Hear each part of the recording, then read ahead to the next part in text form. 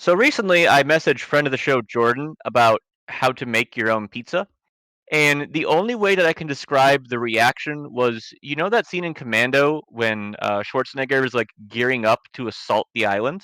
You know, Yes. it was like that, but imagine very thorough descriptions on like oven temperatures and dough recipes and all of that. There were no steel drums though, sadly, but yeah. More steel drums. Was there a portion of the recipe where you had to take like a saw blade from a garage and then throw it into like a mercenary fighter? Well, how else would I cut the pizza? Good point. Skinned deep the pizza.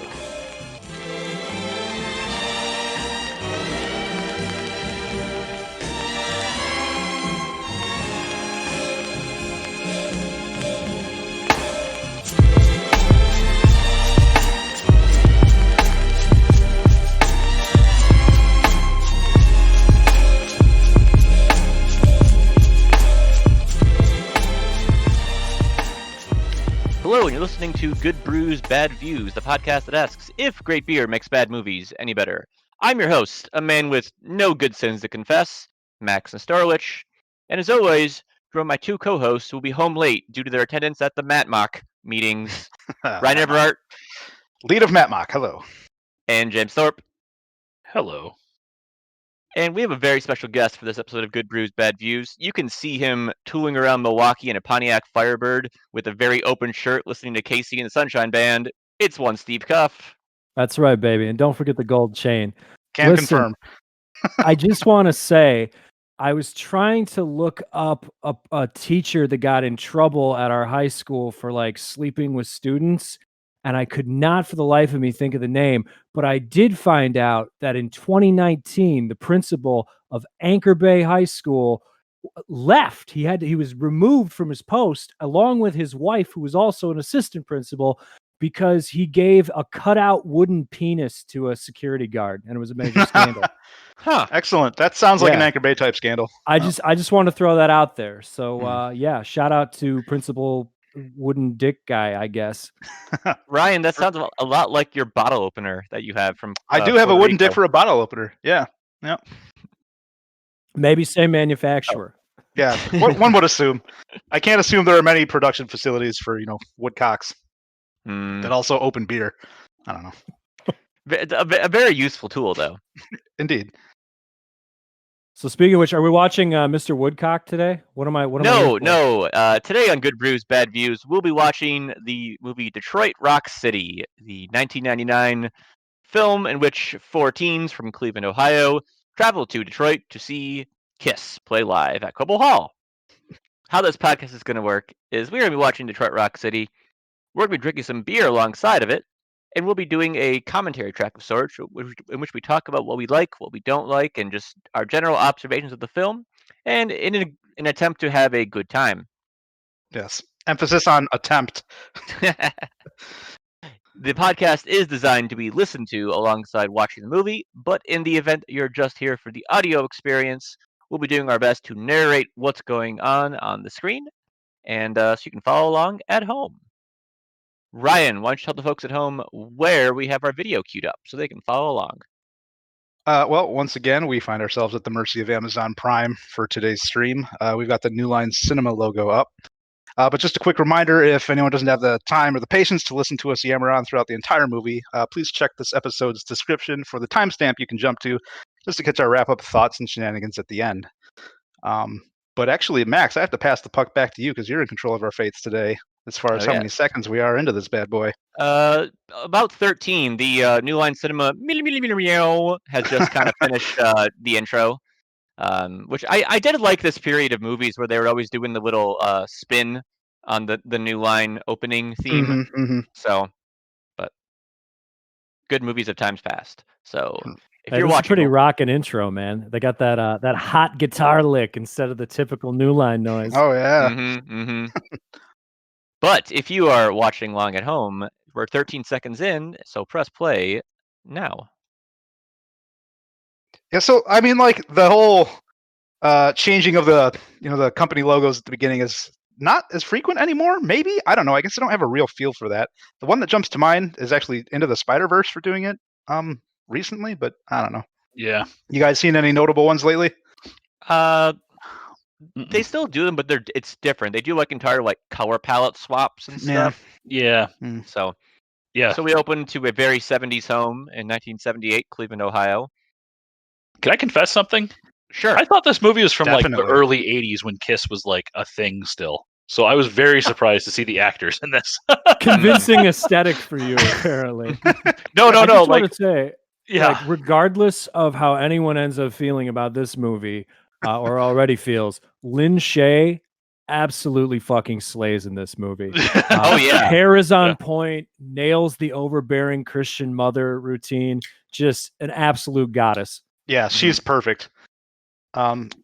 Folks may recognize her more recently from the Insidious movies. Yeah, she puts on a gas mask and like has a seizure to get Darth Maul to come out of the walls. Yep. That is exactly what happens.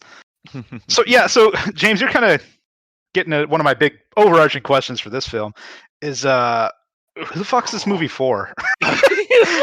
Well, so here's the thing. Kiss never really went away. Mm-hmm. And, so I disagree with that. They've always been away in some form or fashion. All right. And it's the late 90s, so the nostalgia cycle is hitting the 70s right now. Mm. So you have all the big CD box sets coming out of like, all the Pink Floyd stuff or all the Led Zeppelin stuff. And then like that 70s show is like taken off. That's watching the careers of like Mila Kunis and Ashton Kutcher and whatever. I'll give you that 70s show thing, but like Floyd and Zeppelin have been consistent in everything. It's not like Kiss has not. James, I'm gonna have to disagree with you because not only did we get Detroit Rock City, but around the same time frame, maybe you weren't a Dreamcast man, but there was a Kiss first-person shooter game, Psycho Circus game on the Dreamcast. That's right, the motherfucking Psycho Circus. And the nostalgia cycle, it really hits. And the thing is, too, with Kiss, they may not have been the gigantic rock band that they're sort of positioned as. They're almost positioned as like you said, like Zeppelin or Pink Floyd or the Beatles here, and they were never that. But what they were is better at marketing than any of those bands could ever hope to be. Oh yeah. And so, what's more appropriate than to have a band that's based on like creating a commodity of themselves than to have a nostalgia cycle that just kind of reinforces that. So here we are, man. The Kiss. Fully agree. Yeah. Yeah, I agree with you on that, Steve. I just don't think that I think that they did go away at some point. Well, I mean, they had their unmasking period where they weren't in makeup, and they returned to makeup like in the mid-late 90s, or like right before this movie was coming out. So, but yeah. So now we cut to a separate basement where we have four youths of the band Mystery with their Rock and Roll All Night cover song, which is absolutely terrible. But endearing? Yeah, because it's the actual actors like singing and playing like drums and shit. So it feels like legitimate. And they've for their band's logo, the S in Mystery is the same S from Kiss. Yeah, same font. So same font style, yeah. Now, guys, I was hoping you could play a little game with me while we watch this. Well, this could go places. It's how I kept myself entertained throughout. It's called Edward Furlong or Giuseppe Andrews, because both of those actors are in this movie, and they both play skinny, floppy-haired teenagers with no real discernible characteristics. Like they're totally blank slates. You've got the long-haired stoner idiot. You've got the nice guy with the overbearing Christian mom, and then you have Furlong and Andrews, who are supposed to be. I mean, at least Furlong is supposed to be like a central character to this. I cannot tell the difference between the two in appearance or character motivations or levels of grease they're doing. Yeah. Yeah. Furlong is a bit more rat-faced to me. That's how I identify him. But yeah, I think that's fair. I'm sure he'd love to hear that. I'm sure he wouldn't. Edward Furlong would love to hear literally anyone talking about him at any point in time. I think that's where he's at in his career. All right, so the mom has stormed over to the basement to break up everybody's fun. So we kind of talked over it in the opening, but she was settling down for a nice, relaxing evening.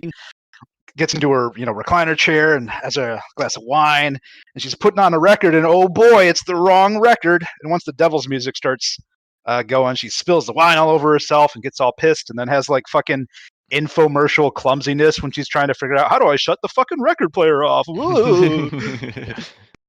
Yeah. So now she's taking the fucking I gotta look up the actor's name, but the dude who plays Mimi Siku in Jungle to Jungle with Tim Allen. Sam Huntington. What? That's how I know him. What is that reference? Mimi Siku. It's You don't back know from who when Mimi Tim Allen. Siku is? Yeah, man. Yeah. Obviously. Come on. So He's the so now Jungle Kid. Okay. So now we have. I know what you're like, talking about. It's bizarre. We've got like a 1970s greatest hits montage.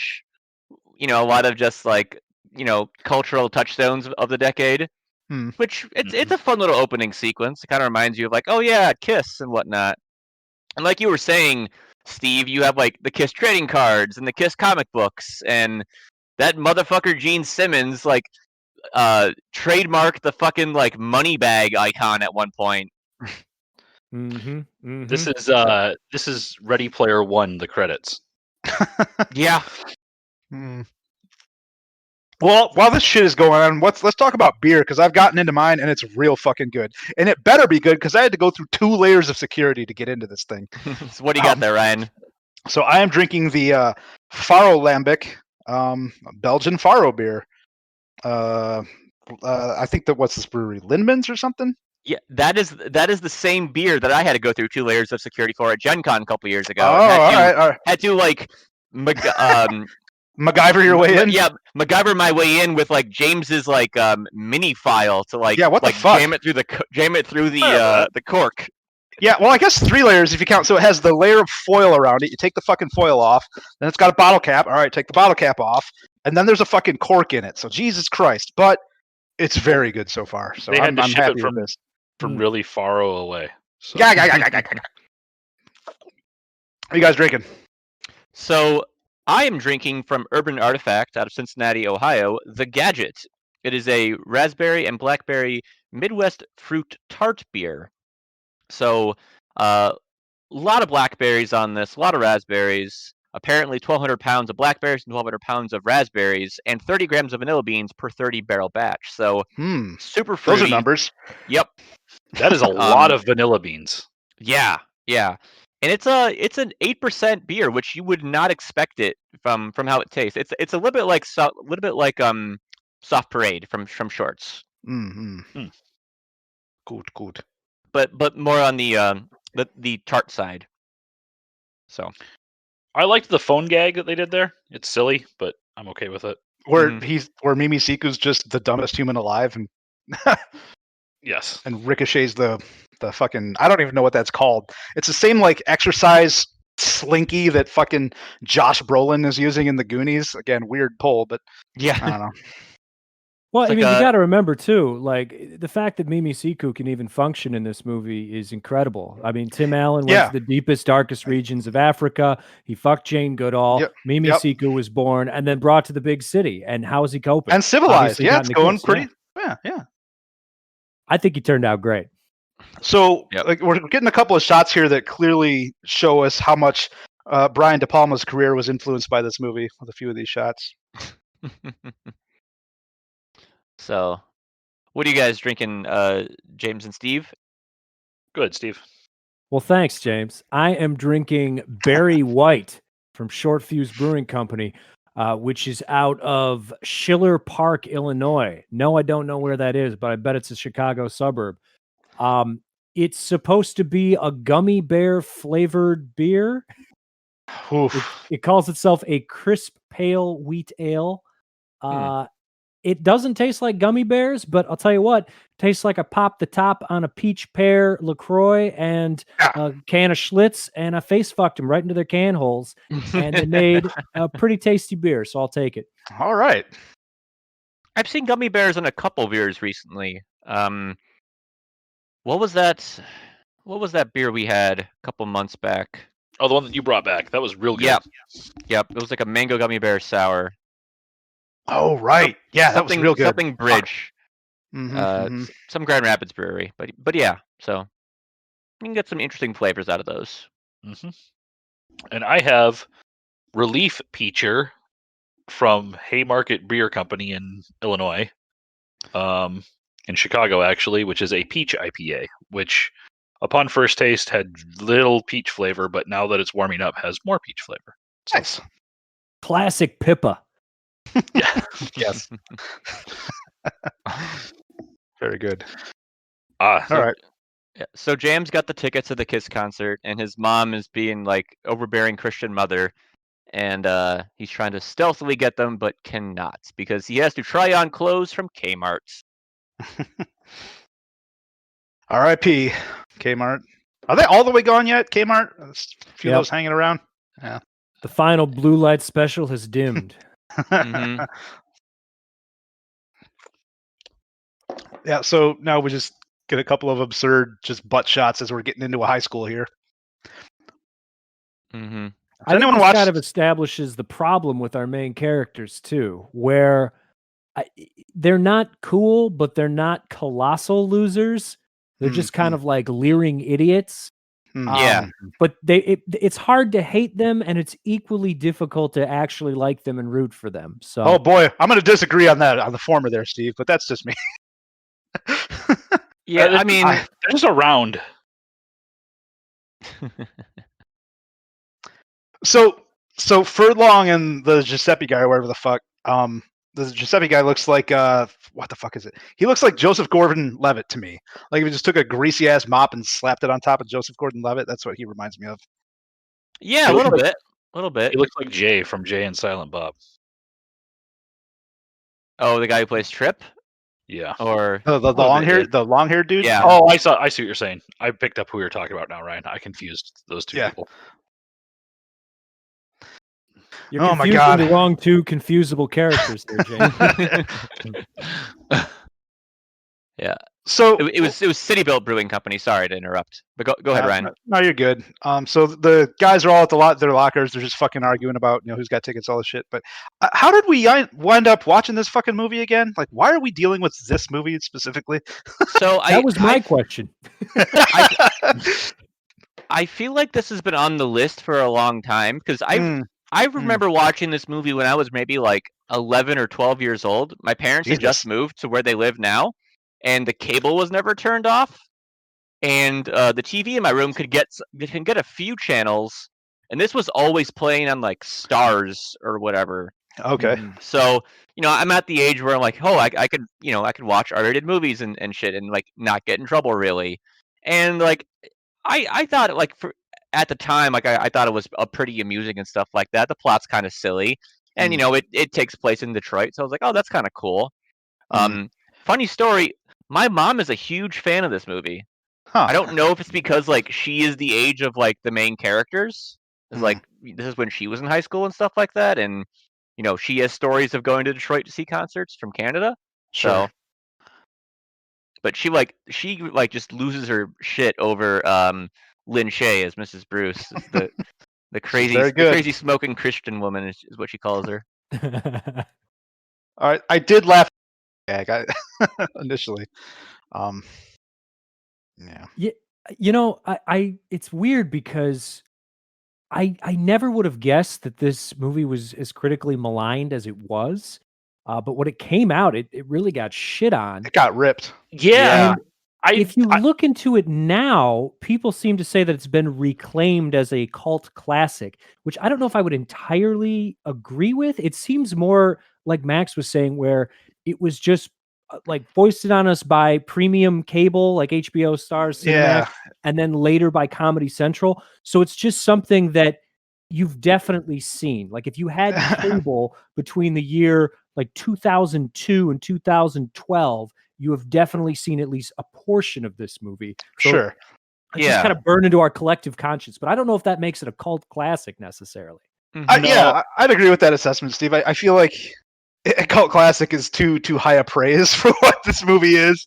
But I mean, like it got enough circulation, I guess, definitely in that time frame, that everyone is aware of it. It's like kind of like what you're getting at. I don't know. Yeah. Well, I think also this was this came out what 99? You said. Yeah. Yep. Yeah. So this was getting somewhere close to where, like, slapstick comedy that this is shooting for in a lot of cases started to kind of die off, right? I mean, this was like the embers of Me, Myself, and Irene, and like, you know, Something about Mary, that shit. Something About Mary, like the Something About Mary came out, and they really started. That's where it started to move to like kind of the gross out comedy kind of stuff eventually. But like slapstick comedy like this, like the Three Goons in a very classic like I mean that shot right there from the back, Scooby Doo pose. a Scooby Doo or like the Three Stooges pose, Yeah, right? yeah. I mean, like this is a pretty classic comedy. I did not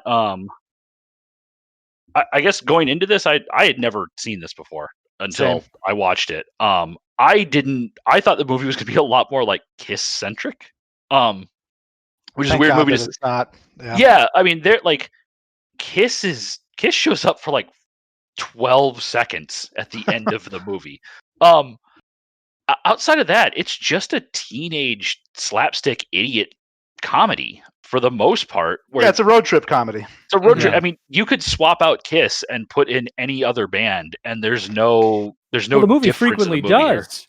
Yeah, I mean, yeah. honestly, if you this movie has a pretty robust soundtrack. Okay. Oh, There yeah. are- especially in the third act. Really It's scant on hard to Kiss. go more Yeah. than 10 seconds without hearing a song. But there's only about 3 or 4 Kiss songs Mhm. Yeah, in the entire thing. They kind of use them sparingly, you know, for like high points, or like, I don't want to say high points of the movie, but they use like a good 5 or 6 yeah. songs or whatever. So, but Yeah. I don't know. So I mean, I guess where I So- was going, very long-winded going there, is like when you have movies that are on the shoulders of an era. I think those are the movies oftentimes that people will go back and re-look once enough time has gone by and be like, oh yeah, those weren't bad. Like they weren't like worn out or tired when we originally thought they were, or weird if they were ahead of what was going on. So- The fucking security guard character is weird in this movie. I don't know. He's in 2 scenes, I think. Yeah. I don't Yeah. think he adds anything to this movie. But I don't know, just the idea of a truancy officer, it's just, you know, amusing and such. But lost my thought. Guys, we're on the precipice of one of 2 god tier comedy scenes in this movie, okay? I'm not saying that this is, you know, an all-star affair. I'm not saying this is like greatest of all time material, but for this movie, there are 2 like bookending scenes, Mm-hmm. and we're about to watch one of them. Yeah, this first one is pretty solid. Agree. All right, so the dudes are all they've all escaped to the girls' bathroom, hiding from the guard they call Elvis. He just looks like fucking fat Wolverine Fat, in a or Fat Elvis. well, he looks more like Wolverine to me, but whatever. Okay, yeah. And oh shit, a girl has walked in. Which the angling of that shot I think is a little unnecessary. Like to have go right up her skirt when she comes in, that seems unnecessary to me. Yeah. I don't know. They're doing it for the boys here. It's a Yeah. different time. Yeah. Yeah, this is a. This it's is a a very- movie for the fellas. I mean, clearly in the worst ways. Yeah. So It's the funny 3 guys. because in its own way, it's like trying to harken back to, you know, the late 1970s, but it's very of its time as a film of the late 1990s. Yes. Yeah. Mm-hmm.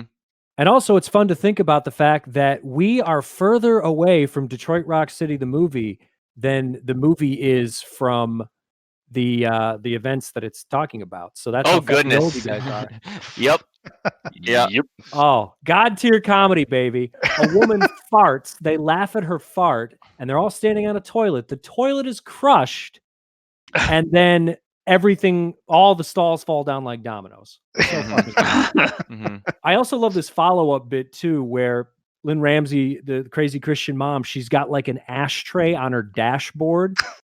A dash tray. Incredible stuff. Just Next to the overflowing. Jesus bobblehead.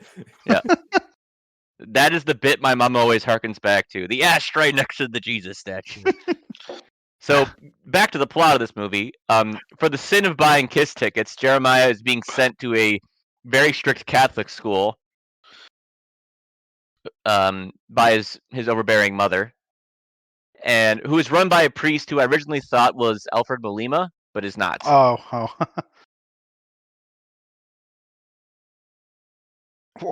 What's the implication in this scene that anyone who's in shop class is just a fucking idiot? Yes, All right. that's what shop class. I mean, that was what people thought of shop class when I was in high school. I have never been to shop class, ever been in it, so I have no feel for it. Didn't you and I go have woodworking together and someone almost cut your hand off? No, it wasn't me. Okay. Just another one of your friends almost cut their hand off. No. So I think someone almost cut somebody else's hand off, if I remember correctly. We all had to sit down and lathe wooden penises at Anchor Bay and then give them out to people. But no, like things like electronics or wood shop have always like stereotypically been kind of like the blow off, like elective courses. We're just kind of like messing around or whatever. So All right, so Edward Furlong's character has fashioned a crude antenna in this shop class here, and he's receiving local radio station saying, "Yeah, win some fucking Kiss tickets." He's doing it from Detroit. Spoilers. That shot, the light bulb shot, is fine. I can get on board with that. This movie's got some fun like camera trickery. Like I feel like who's the director? Rifkin, I think. Yeah, Adam Rifkin. Adam Rifkin. Yeah, he's a pretty talented guy. I mean, I don't love a lot of his work, but he's got an eye for things. And I think he's a bit of a horror buff, and you can kind of see that reflected in his style. There's a lot of Sam Raimi in what he's doing. A lot of wide angle, close-up shots, and kind of slightly below the plane of the face, kind of looking up a little bit. Yep. And then he's got a real knack for just kind of painting characters as kind of grotesque and over the top. So there's a bit of John Waters to him too. I'm probably giving him a little too much credit, maybe a lot too much credit, but still, it's there. Yeah, for sure. Yep. So I forget the long-haired burnout's name, but he's just called into the fucking radio station. Spoilers, he won the fucking tickets, and there's a joke related to this that we'll get the payoff at the end of the movie. That's right. Chekhov's payphone call, sir. Chekhov's collect call. So you guys are a couple years older than I am, and Hey, you guys are at the older. hey. I'm stating a fact here. Cool your tits.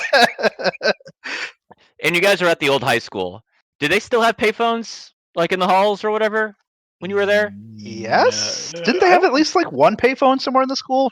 Or I think just... they had a payphone. Singular. Yeah, there was a payphone. Yep. Yeah. I think there might have been one at the new high school, but probably not. I think it was Definitely outside. knew some kids with pagers, by the way. So that was the real mode of communication at the time. Yep. Also, And this then, guy goes. and then at the end of our high school period, Steve, it was the Nextel Direct Connect phones. Remember? Oh, we love that. The beep beep. Everybody's got a God. walkie-talkie. What a useful God. fucking item. All right, so let's play the game. Where's Furlong? Where's Giuseppe Andrews? Which one's which? Who's who? One's got plaid, one's got army jacket. Yeah, but which is which? You got a 50-50 shot here, pal. Mhm. Yeah. So they're in the lunchroom, and fucking Elvis is just hitting on all the high school girls, which is super creepy. Also, do we ever establish why Edward Furlong's character just goes by Hawk the whole fucking time? No. Well, I mean, everyone in this movie has a stupid name, don't they? I think it's Lex, Hawk, Jam, and Yeah. who's the other guy? Stoner guy. Trip. Name's- Yeah, Trip. Trip. Yeah. So everyone's got a Get stupid it? name. Get it? Because he's on a trip. Drug joke. Oh, everyone had stupid nicknames in high school and like that. So Yeah, like my Did name's we? Steven, but people called me Steve. Pretty Yeah. fucking wild. Yeah, some messed Well, up. I mean, like my nickname throughout high school was Milo. Oh no, I didn't have any of that. Yeah, No. people knew me as Milo before they knew me as Max for a while. Because you look like the cat from Milo and Otis. No, they said I looked like Milo from the Oblongs. Oh. Oh God. That That was a show. Yeah. That's a deep pull. Hmm. So the kids have escaped high school. The dream. And we now cut back to the Catholic school. I was very unsure of where this movie was going to take the priest character. It's like, I don't know where they're going to go with this. Well, they No, take don't one worry. of those priest We've characters got somewhere. we've got horny priest later. Yeah. Mm-hmm. I mean, respect to the movie for doing an Irish Catholic priest right with the big ass eyebrows and a stern demeanor. Yeah, Yep. those are some caterpillars he's got going. So the guys that have escaped school have taken Giuseppe's Yep. mom's Lex's car. mom's Volvo. Yeah. She's an OBGYN, so that's reflected in her license plate. Yep. Yeah, Lin Shaye's just great. Mm-hmm. Mm. So, yep. More 70s jams. Yeah, this movie's just filled with either songs you know or at very least have heard of while listening to the classic rock radio station while your dad is driving around town going to the hardware store. Pretty low budget film, but just a lot of mainstream licensed music, which makes me wonder. I think it was like a $15 million budget. And I Yeah. would say about a third of that probably went to licensing the music outside of the Kiss stuff, which I'm guessing they got for free because I think Kiss they were executive producers on this. So Gene Simmons was at least. I know that. Yeah, he's and always been everything's like the literal as money hell guy. too. Like they're trying to break their friend out of this Catholic school, so they play Jailbreak. You know what I mean? It's just everything is as literal as you possibly can be. Just right, dead-eyed, staring you in the face, right on the nose. Mm-hmm. I'm donating your tip to the church. So Hawk instructed Jam not to eat anything from the pizza that he just delivered. Yep. So. Ugh. Yeah. Yep. Mhm. A little bit of magic mushroom on the pizza, boys. Mm-hmm. Yeah. Get them toppings. I like Which how I you can gotta tell they've say- just been like precariously placed on top because they're like rolling around and everything. Yeah. Just dry ass mushrooms, which he comments on too. He's like, "Oh, that was a little dry and chewy." Yeah. Yeah. It's like, yeah, you know how to taste like actual shit too. Couple of hints there, boss. All right, so the priest is struggling to get a beverage here. Bit of the old communion vino. Yeah, some of the old JC blood. And then that shit starts to hit. Mm. Yep. So. I do like when they're like this part right here. How long is this going to take? Yeah. I'm thinking the same. He's just the audience surrogate here. How long is this going to take? Yeah. The movie is very conscious of the ways that it compresses time and space. It basically, we're going to find this out. They're in Cleveland now, and they're going to Detroit, which, if you didn't know any better, you would assume the two cities were just 5 miles away from each other. So, Yeah. And then later in the evening, when they're running around trying to get tickets, it seems like they're doing that for 9 hours, but apparently it's just an hour. So, Right. This movie exists in a wormhole. Yep. Where it They should have belongs. just traveled by map. Yep. Yep. Time Every is a flat time. circle. Yeah, every time. People just miss that. So the rest of the gang has just they heard the priest cackling like a maniac, so they figure it's good to go in and grab their comrade. Fuck, I don't Priest vision. I don't ever want to be high and see Edward Furlong. This entire sequence feels very restrained. Like they could have done something like super bombastic if this was like made today. You know, like you'd see like stuff forming and crazy psychedelic stuff. But now it's just kind of like the camera's kind of warbly and such. Yeah, I don't know the name for that effect, but yeah, that could have gone way harder, or even like a little harder. Like it didn't really do much with that. It's a brief scene, and then so you don't need to do too much with it. It fucking felt like it took forever though. Jesus Christ. Well, I have a very important question for you guys. Do it. Edward Furlong, has he ever been good in anything? We know he's been in good movies, but has him, the man, has he ever been good? No. I think he is what keeps Terminator 2 from being better than Terminator 1. Exactly. That's the correct answer. I think he's better in this movie. I don't think he's good in this movie, but yeah, I mean, he's just fairly unwatchable in Terminator 2. Yeah, Yeah, this he's is not Furlong an at his annoying most 10-year-old. tolerable. Yeah. Yeah. Like the all the characters feel like naive high school students or whatnot. They've got Mhm. their prejudices and their immaturity and stuff like that. Their blind confidence. Well, some Some of them more than others. Some of them, yes. Yeah. Yeah, this is definitely peak Furlong, which isn't saying much, but he did Detroit Rock City back to back with American History X. So Oh, shit. you pretty much which you get the Giuseppe best out of Andrews him was here. also in. Mm-hmm. Huh. Notice how in that movie though you can tell them apart. So Wow, I completely blocked out Furlong from the American History X experience. that's right. And then right after this, I'd say there was like a 5-year slide until we got Fat Furlong, where he put on Yep. about 100 pounds. What? God bless him. Oh That's yeah. I think I've been blessedly ignorant to any of Furlong's career outside of Terminator 2. Oh, it's best to stay that way. Yep. Also, want to point out we've just seen Natasha Lyonne, who's entered the film of Orange is the New Black fame and about 1 million different movies. Award-winning actress here. Yeah, she has a good performance in this movie for sure. Yeah, Oh, yeah. she's given like nothing to work with, but Agreed. she's pretty much the only standout, I'd say. Yeah, she's great. Yeah, when she showed up in this movie, I was like, when was this movie made? And then she showed up, and I was like, oh god, this movie was made way later than I thought it was actually made. So the gang are being trailed by some disco people, and Trip throws a pizza slice out the window, and it hits the guy's windshield. Not as good as the poop gag from the remake of Rat Race. Nope, Well, that's Rat the Race. best poop gag I've ever seen. That is the best poop gag. Yeah. Steve's just slowly deciding to not be our friends anymore because we said something good about Rat Race. I don't mind Rat Race. If you were to approach me and say, what if we took It's a Mad, Mad, Mad World and made it like half as long?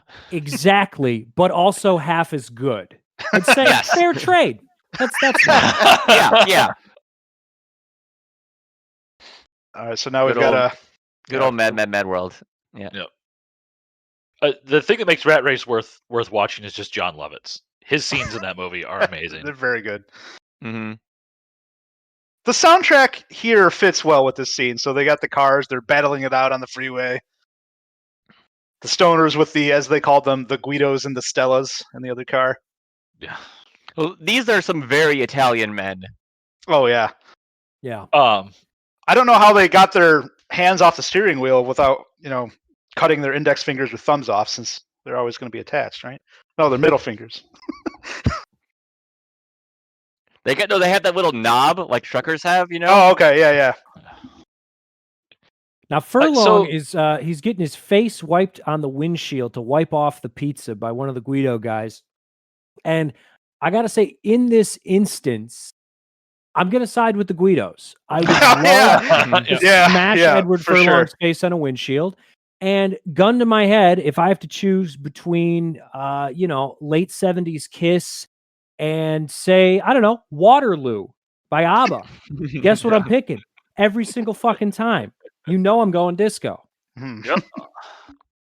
I'd like to think that the scene where the dude just rubs Furlong's face on the car on the pizza was just improvised, and it was the actors just legitimately having enough of him. Be like, no, fuck you, dude. And like, oh shit, this is good. Film it. This is what you get for Terminator 2. So Natasha Lyonne has had enough of her fucking stupid shit friends, which she should. So she started walking away from everybody. Mm-hmm. Fair play. Oh, low blow, dude.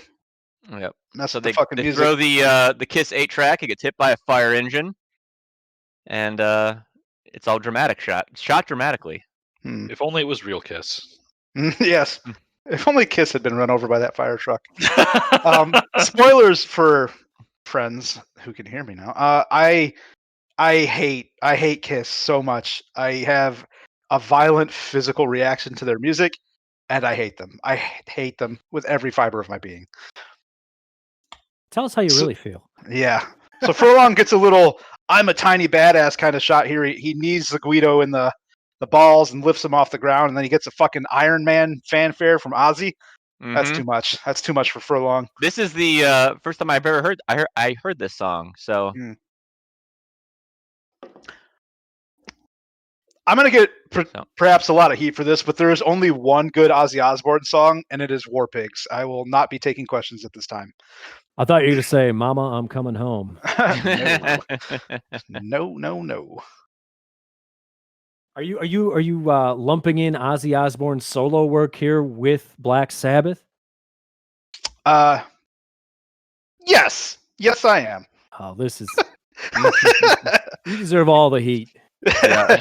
but also, I'm not familiar with most of that. So That's a Ryan bridge woke too up far. today and chose violence. Yeah, that's okay. When I tweet out that I was on this episode, all I'm gonna do is quote tweet you guys the episode, and then I'll put Ryan's phone number right there. That's all. Fair enough. Also, Furlong just took the Guido's car, put a rock on the gas pedal, launched it into a ditch, and then like handcuffed or tied up the Guidos to like a guardrail on the side of the highway. Serious crimes being committed here by Edward Furlong. And he painted the dude's faces like Kiss.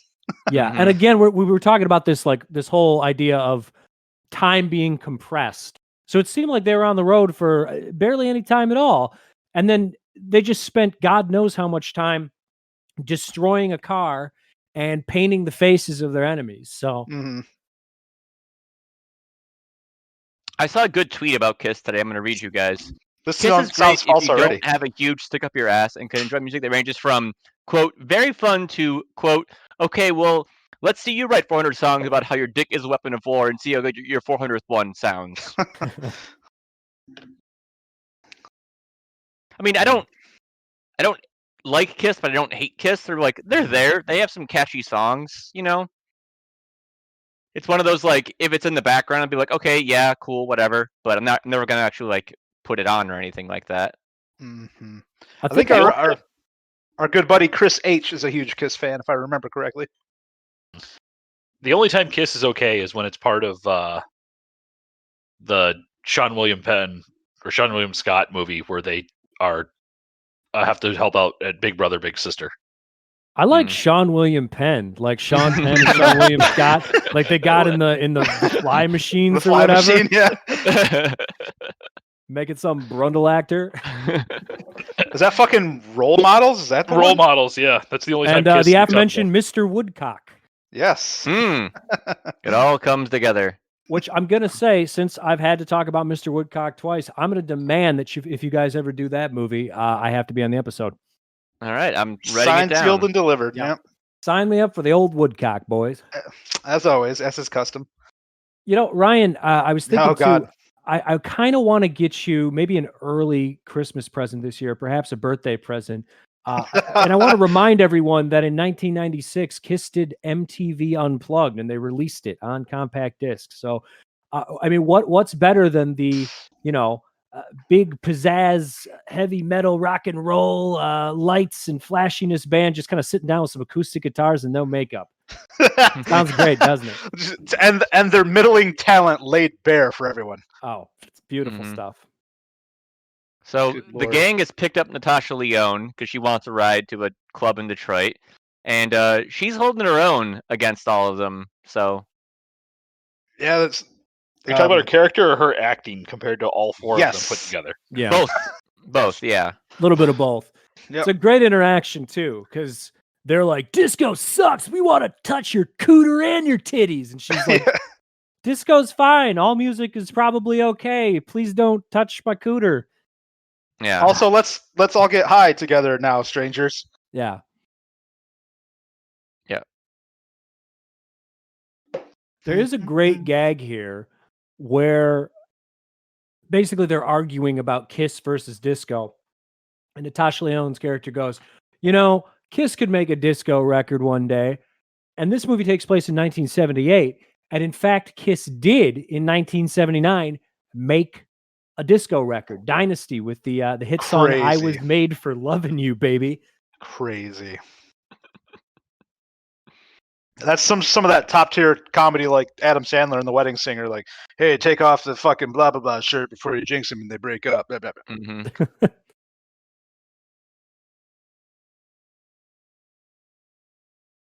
Oh man, so this Yeah, scene just dragged a little too much here. Well, I mean, they have their back and forth for a while, and Yeah. then they're like, "Okay, yeah, you're cool. Let's smoke this, Jay." As we No one's travel on the down road. I-75. Yep. That's my So now favorite we get- part. Barren so now we- I-75. Yeah, that fucking 40 miles south of Detroit, there's just fucking nothing. So the Volvo has made it to Detroit, and where we get shots from Belle Isle and a lot of famous Detroit monuments that were around in the 70s. It's kind of fun to watch this and recognize like what buildings are no longer downtown and what Yeah. ones still are. Yeah, the Fox. Yeah. Whoop, whoop.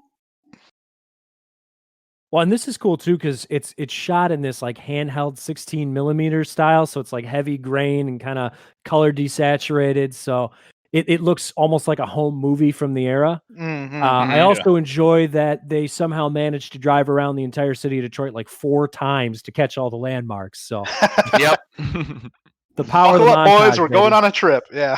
Hey, this is 1999. People were still afraid to go to Detroit. Hmm.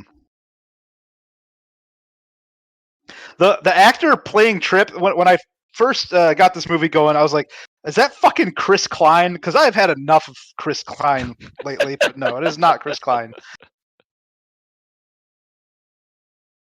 All Oh, right. if only. Mhm. Yeah. Talked about it, briefly discussed his incredible performance in the Street Fighter movie with Kristen Crook. Mm. So the streets are full of Kiss fans, which looks to be the extras playing the part. A lot of people in makeup and such like that. Waking Hell. Hmm. There's no broom guy. Yeah. Yeah, like the, the Daniel Craig Bond thing. Yes. The greatest extra of all time. I thought that was So- a reference to Twin Peaks: The Return, where you got 2.5 minutes of sweeping. All right, so the gang has showed up to the radio station successfully. They even got a fucking parking spot right up front. Everything is coming up stoners right now. I do like this elevator. Very It's a neat stylish. elevator. Yeah. Elevator's in the shape of a record. It's got these lights that go down the side as it's ascending. Some cool camera things. In the Yeah. shot. It's a neat shot.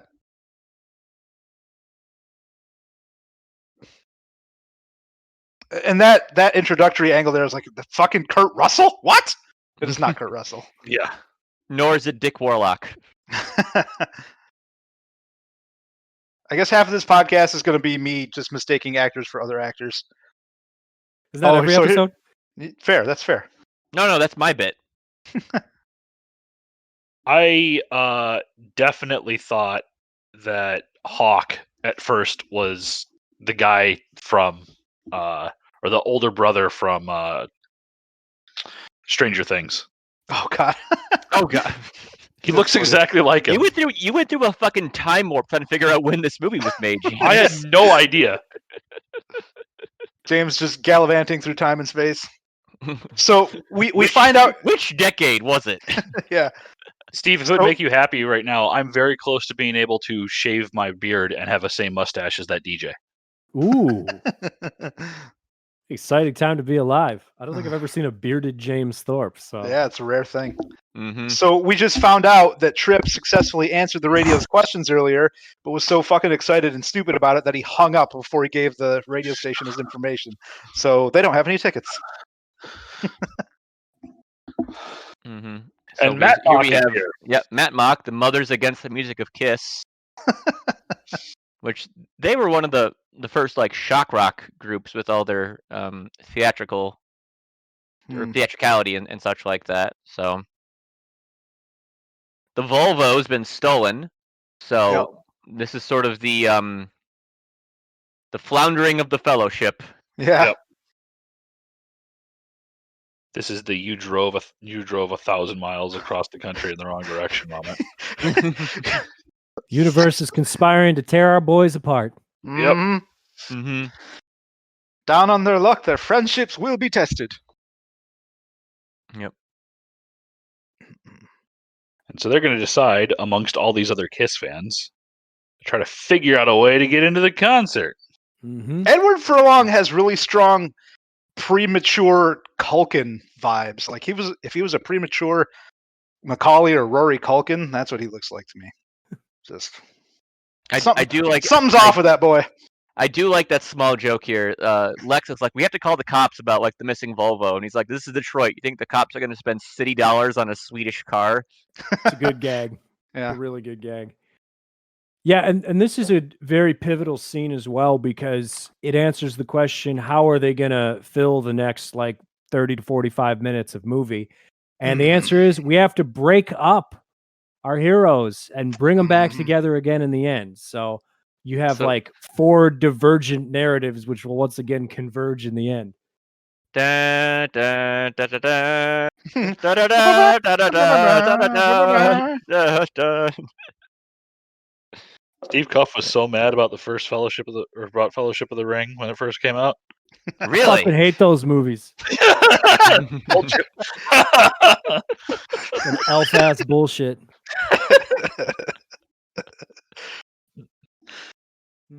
All right.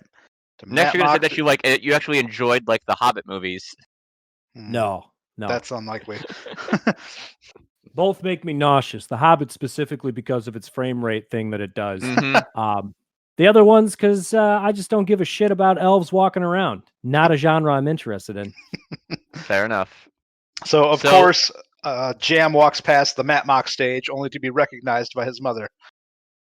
Which I actually laughed when that happened. Yeah. The first time. I got to kick out So of that.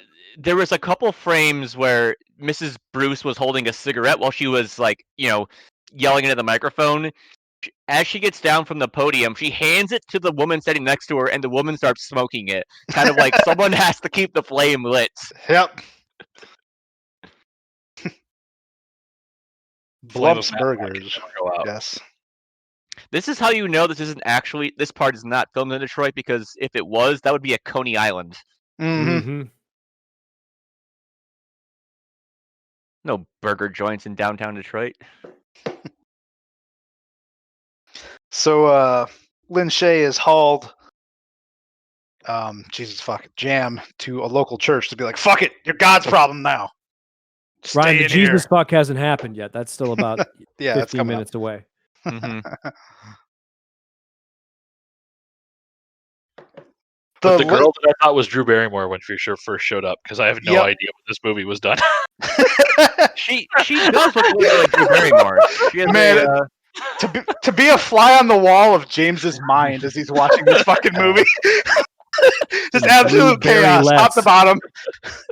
It came out in '79, James. This is actual footage. Yes, this is a documentary. But no, Shannon Tweed, the actress who plays Amanda Finch, does look a little bit like. No, excuse me. Wrong actress. Melanie Linsky is the actress who plays Beth and does have a Drew Barrymore look to her. Agree. So Hawk is trying to haggle with a scalper here to get some tickets. And it's just a weird place. Yeah, it goes a weird place. As you'd expect a high school kid with a grown-ass fucking scalper dude out here to go. This guy looks like he's like a reject from the Mars Volta. Randy actually knows the Mars Volta guys?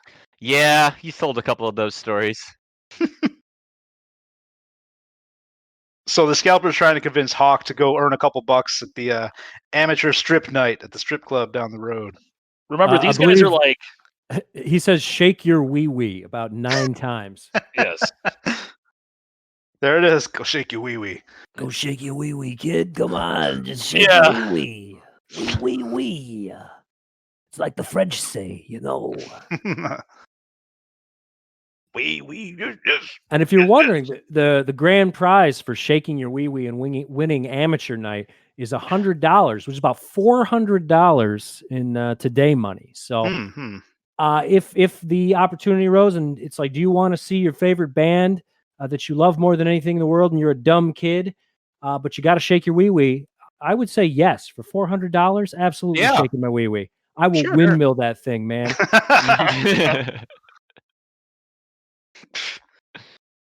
obviously with an obvious fake ID to get into the A strip club. hilariously fake ID. I did Yeah. like that. Yeah. So 'Cause, part I mean, of the a lot of Go ahead. cities are just like that. Like, if you're in a city, they don't give a shit. They're like, yeah, whatever. Are you Mhm. going to cause trouble? No. Okay, come drink. Like, that's causing trouble is more important than what age you are. Yeah. Oh, Ron and- Jeremy as the MC at the male strip club. boy, that guy's going through some rough years, eh? A Hmm. lot of rape cases that guy's losing.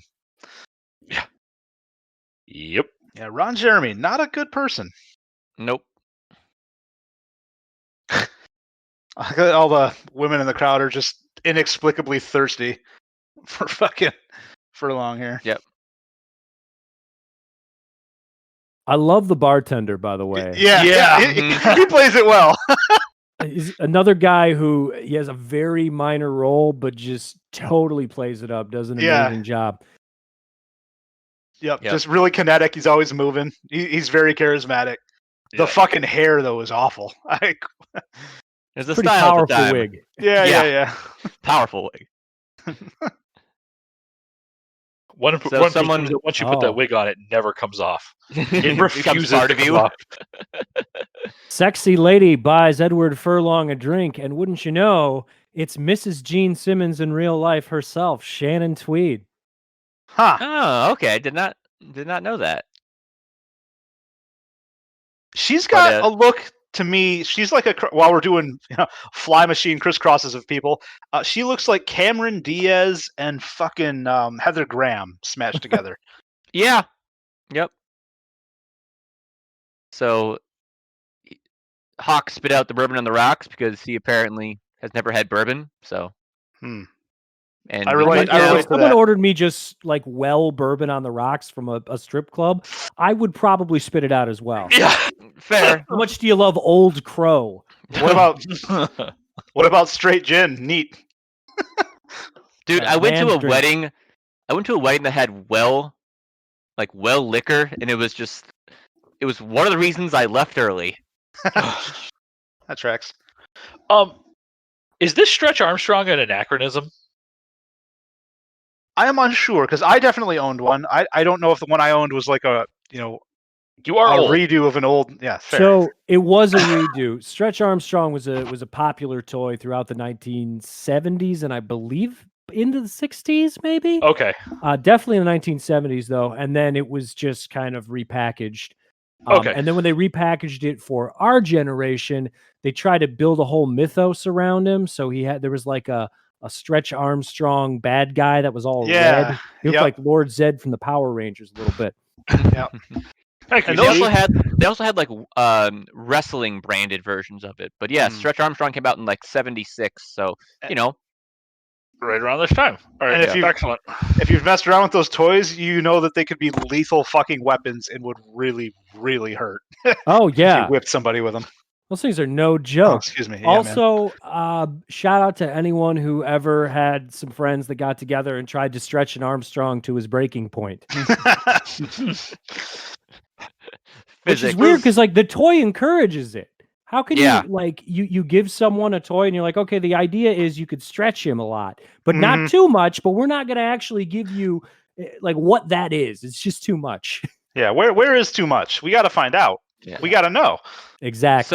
So back in the movie, Trip tries to bully a young boy for his kiss ticket, and then the young boy calls over his brother Chongo, which is that's a hilarious name. Yeah, well, you know what it's got to be from the Banana Splits, right? Is it? Yeah. Okay. So the Banana Splits, and then there was the show within the show on the Banana Splits, Danger Island.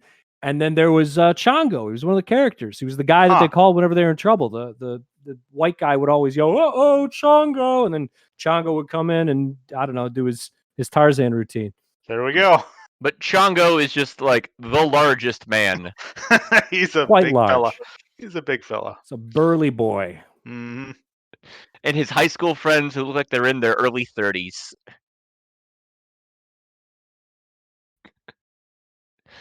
And okay, so I'm just going to continue the fly stuff, Ryan, because I'm enjoying it. Because Chongo looks like a mix of Tom Cruise and Clancy Brown. Yep. Whoa, Jesus. with ginger hair. Yes. That's fucking wild. Yeah. What is security like that this fucking kid just wandered in, just totally unmolested here? No, the other kid's getting molested, Ryan. Yes. Only one molestation per movie, please. At least I kind of appreciate his brute force methodology here. Yeah, Yeah, he's like, I'm just gonna fucking sneak in. Yeah, considering it's an event like this big. Yeah. I thought this security guard, I thought that was Dan Fogel from Balls of Fury. Yeah. A lot of swings and misses for you today, pal. That's usually how I roll. Yeah. This guy looks like this guy. It's really all just high level genetics research, Steve. Don't worry your head with it. It's fine. I've got a string chart back here like you wouldn't believe. Oh God. Well, And she Ryan, is just oh God, yeah. This scene is amazing too, where Lynn Ramsey is just like straight up slurping on the fingers of the sexy priest. By sexy priest, I mean not a sexy man. He's just a priest who thinks about sexual things quite frequently. Horny for the Lord. Mm-hmm. Yeah. Now, Ryan, I want you to do a little thinking during this scene, okay? I want you to flash back to Chongo, and without IMDBing yourself to the answer, All right. I want you to think about where you actually know Chongo from, because you do know him. I don't know. He does have a familiar face. I can't pin it.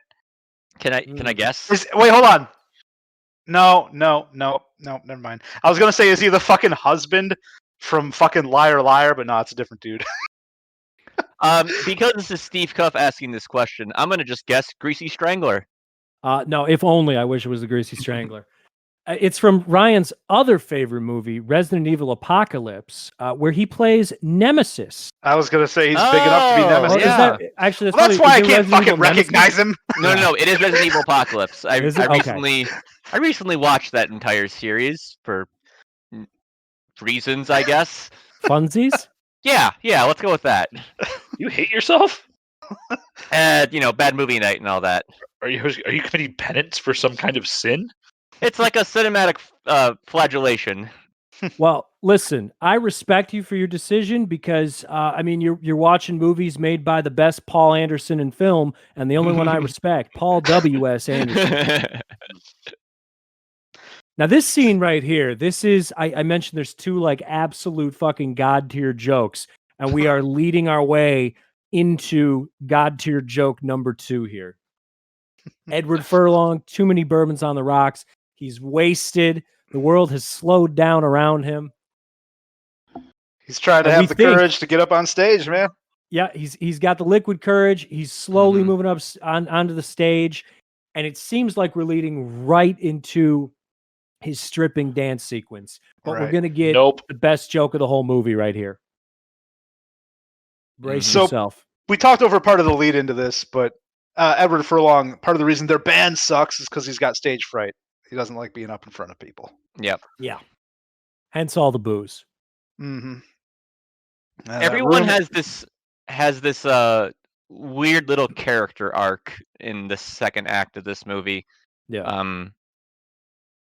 Going against something that's already been established in the first act. So some of them are better. Some of the stories are better than others. Here it is. There we go. So cut the music, and Furlong barfs into a tip jar.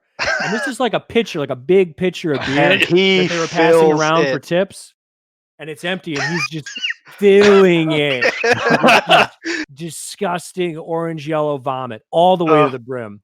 Just powerful vomit. Yep, powerful amounts. Pressure, volume, and pressure. I maintain that scenes like, oh god, I maintain that scenes like this are always funnier if you've actually done this yourself. I mean, I have thrown up, but not into a pitcher like that. Puts that kind of force back on the waiter's tray, which is amazing. Gets back up and says, "Play the music." And Ron Jeremy's like, "Okay." And of course, it's Kiss. Mm. If Only I Was Made for Lovin' You was out already. That's Yeah. clearly the best Kiss stripping song. So I was really hoping for this scene. I mean, it kind of goes there, but I was really hoping for Furlong's strip dance scene to be essentially Crispin Glover's dance from Friday the 13th. That's really what I was hoping for.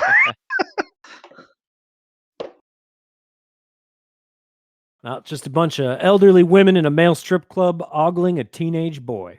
Mm. Like, whose fantasy is this? A bunch of old women, apparently. I guess. For $400, it's my fantasy to be on that stage. Oh, Steve, get fall down drunk, puke publicly, and then take your shirt off for $400. That's it. Of course. Show me the money. I mean, Kiss songs are only like 3 minutes long, so that's some Pretty good rate. yeah, good rate. Yeah. I also like to think I could do like at least a marginally better job than Edward Furlong's doing right here. That seems fair. Mm-hmm. So he's gonna have his pants down in a moment here. So he's just got his boxers that say "Kiss this." Whoa. And the Gene Simmons tongue in the front. Yep. And It's a nice little joke, I guess. Yeah.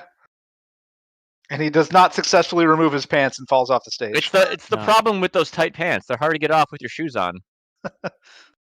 Furlong's going hard too, because you got to think like, I mean, he's been smoking weed all day, ate some of the mushroom pizza, and then he drank God knows how many just glasses of bourbon. So, Mm-hmm. oh no, Giuseppe Andrews dropping a bass drum after sneaking in backstage, fucking shit up. Yep. Rolling down the ramp here. So his whole side plot it's basically a continuation of the nonsense that was going on at the high school with Elvis the security guard. Yeah. We just get to watch him Different run mooks are chasing him. around. Yeah. Very obvious stunt double. Well, his is kind of like in two halves. He has like the big chase, and then the search for the car. Mm-hmm. So He does just kind of Scooby-Doo his way around this whole movie, though. yeah, So apparently he's fucking Spider-Man and has jumped 11 feet into the fucking air and is hiding on an overhang. I do like these quick camera movements we have in the scene, cutting back at the convenience store between Trip and Chongo and company. Mm-hmm. Mm-hmm. Good old Chongo. That's honestly my new favorite name for like anything. So change your name in Discord to that.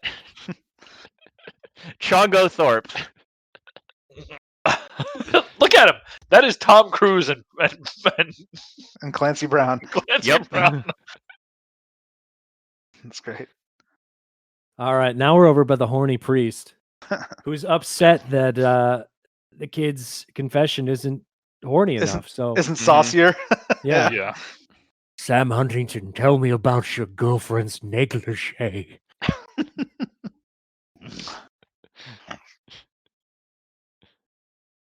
A little juicier, he wants. I have never been in a confession booth. You're not missing anything. No. It's a lot like this. For the pure confession booth experience, watch Detroit Rock City and Exorcist 3. Please, let's do The Exorcist 3 instead. We're halfway And- there. Living on a prayer. And So a lady Jam- shows up. Yeah, he's been followed by Beth. Because she saw him in the street earlier when she was eating with her parents. Yep. And her mom looked like fucking, Lori Beth from All That on Nickelodeon? Lori Beth Denberg. That one. Yeah, a little bit. Give her the respect of her full name here, Ryan. Yeah, well, we can't all stand for her like you, Steve. Matthew G. Taylor is the guy who plays Chongo and apparently Nemesis. I like your claim that Ryan should know where that's from. That's like the stuff where you see on the internet where it's like, so and so had a secret cameo in Star Wars, and then they're like they were a puppet handler of a background character, and you're like, that's Yeah. that's not. I a cameo. only said that because, well, one, I didn't expect him to actually know, and two, I was hoping he would say something completely wrong, like he's been with all the actors that he probably should know. And then I guess the third part of this is if there was one person on this podcast who would be like, yeah, Resident Evil Apocalypse, Ryan's the guy that I'm putting my money on. So That's fair. Those are all fair points, Steve. I do like this Steve, movie's.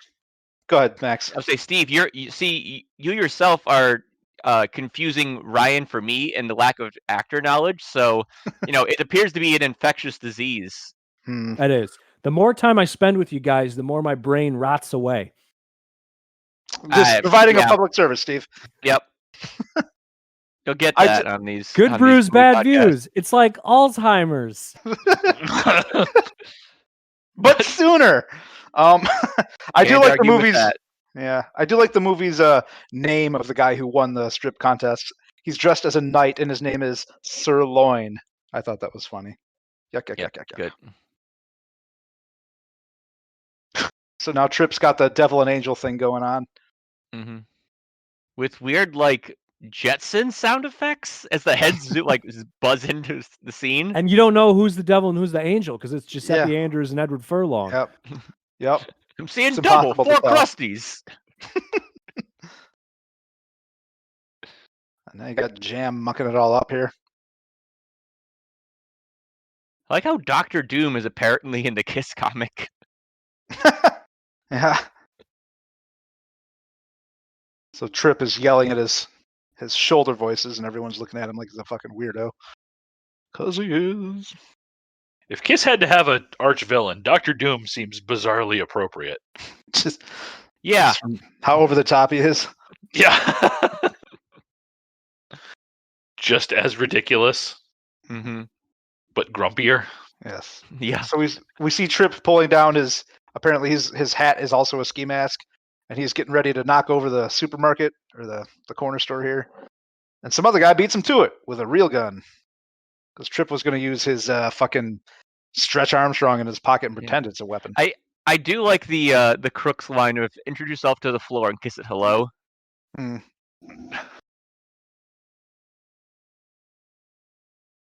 And now we get the Ghost of Christmas Past or whatever the fuck here speech. Mm-hmm. Yeah, the Crook says he was just going through the motions at school until he could drop out, much like Trip did in Act 1. So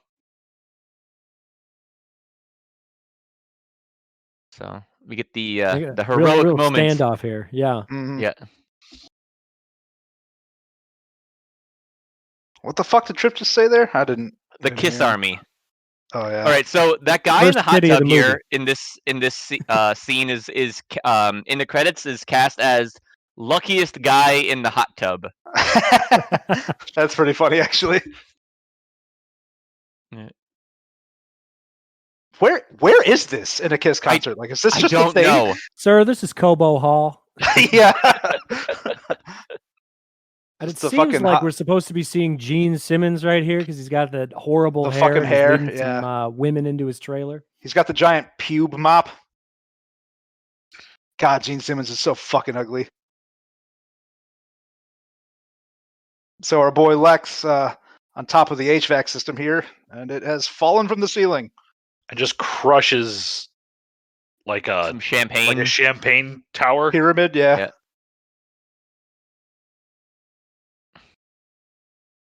And he gets chucked over the fence. Into some Detroit junkyard dogs. Mm-hmm. Which apparently Detroit did have a rabid dog problem at one point. There were reported 10,000 just roaming the city in large packs. That would be pretty horrifying. Yeah. So Trip is just being excessively stupid here. He's going to have some good plot armor. Mm-hmm. Oh, iconic line coming up though. Yeah. You and what army? we missed that one already. Yeah. Oh, we did? Shit. Yeah, he said, you and what army? I should have turned on the subtitles. Yeah, the Kiss Army. Yeah. No, it's just the podcast rotting your brain. That's it. Early onset dementia. It's coming. Mm-hmm. You're welcome. The power of Stretch Armstrong. This is just documentary footage of Stretch Armstrong, like, once it's been released to the public. Yeah. Mhm. Yeah, the injury files are locked deep away from the public eye. That's why they had that, like, 20-year Hiatus. hiatus, yeah. All right, all the plaintiffs have died. You Yep. can release it again back to the market. Time to get Stretch back on the shelves. Lee away. Did Styx ever produce another song besides this one? You can't prove Mr. me that they Roboto, did. motherfucker. Okay, yeah, you're right. You're right. We've got non-stop hits. You kidding me? So Jam and Beth just got busy in the confessional booth, presumably with the creepy priest next door just going ham on his Johnson while they were getting down to business. No, we saw him leave. Oh, did we? Yeah. Yeah, he's like, I'm gonna leave you here, and you better think about all the real naughty things you did, young man. Come back with better stories. Oh, he's back in though. And I think his response is, I need real sins or something Yeah. like that. It's like think about what you actually did. Tell me about a woman's brassiere. Yes. Was that a shade of a fucking pallbearer from WWE, Steve? Paul Bear's much higher pitch. He's, Okay. oh, yes!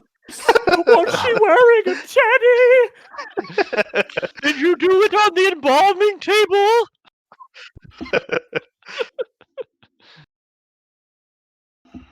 This priest licking his lips is making me uncomfortable. Undertaker will pound you into a casket.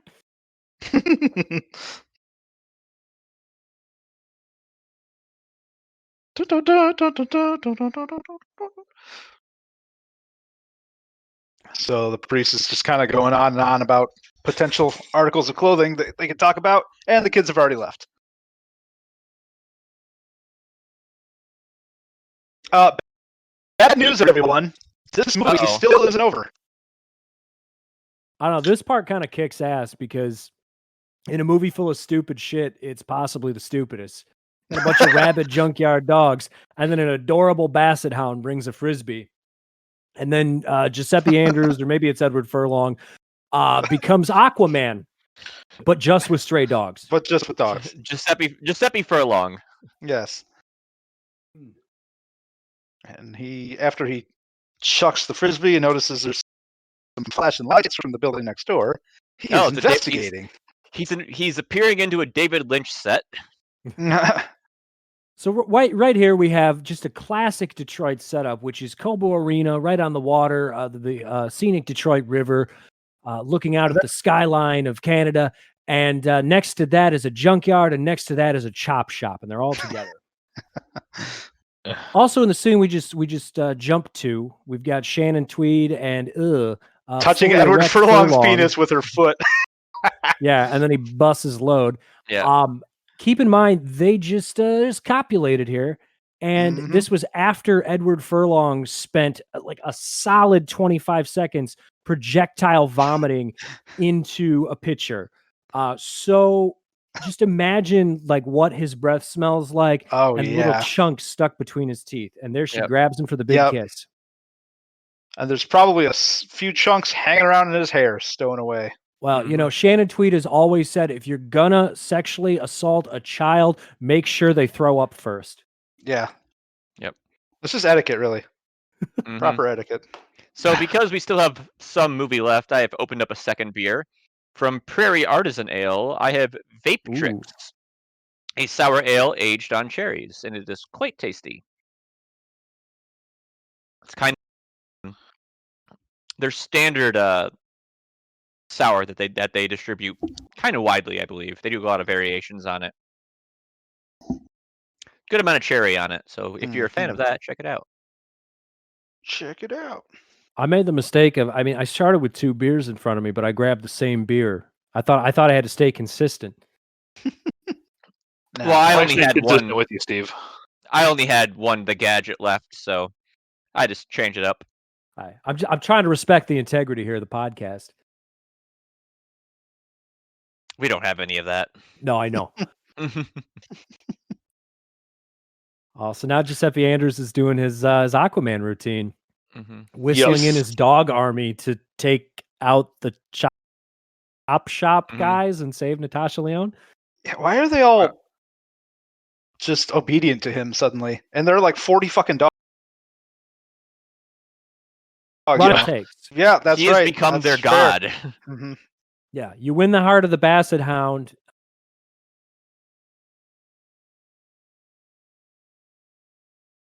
That's how you win the heart of the pack. Uses his trusty roach clip to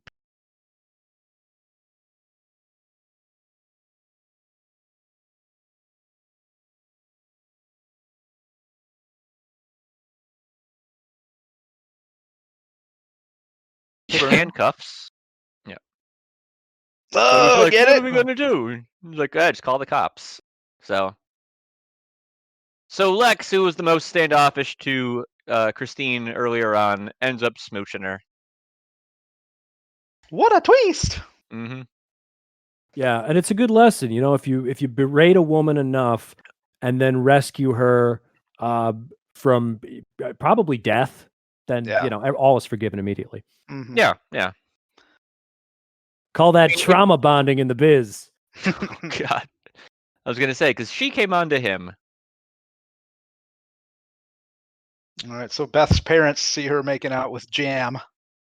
You just got jammed. I like how both of the women, Natasha Lyonne and then Beth here, the character that's making out with Sam Huntington, they're both named after Kiss songs too. Beth, of course, the famous Kiss ballad, and then Christine is what's that Kiss? It's called like Christine 16 or something like that. Oh, I don't fucking know. I'm not classic that Gene familiar Simmons with being the, gross song. Yeah, I'm not familiar with the Kiss discography. It's better that way, Max. Trust me. Mm-hmm. So Shannon Tweed's going to pay off Hawk for their just savage lovemaking that they had in the car. As one should. And he's like, nah, I can't take that, blah, blah, blah. So That's like something you'd say if you think the fucking car is bugged. I'm not paying you for the lovemaking. I'm paying you for whatever it is you came here for. Yes. Yeah. I will accept this gift. There's no way in exchange for services. Exactly. Like what's the functional difference? So she's just saying like, yeah, we were gonna bang anyways, but here's just a little. But here's cash some to have fucking nothing to do money. with that. Yeah. I don't think that would hold up in court. No.